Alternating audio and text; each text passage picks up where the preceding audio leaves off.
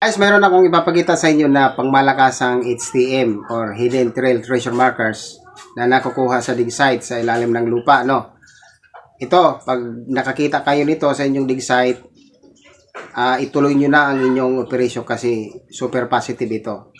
Ito guys, itong mga bilog, no? Mga parang mga bula, itlog. So according sa nagpadala ng larawan na ito sa akin kahapon, kasi humingi ng payo at tulong sa pag-analyze ng kanilang treasure site. Ito yung mga nakuha nila, napakaraming mud balls. At yung mud balls na yan napakatigas, parang may halong simento.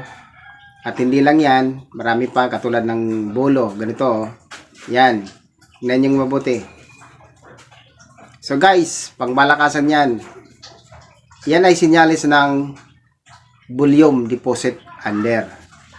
So kaya pag nakakuha kayo ng mga ganyan, talagang ituloy-tuloy nyo na yan kasi sure ball ho yan, mayroong treasure sa ilalim.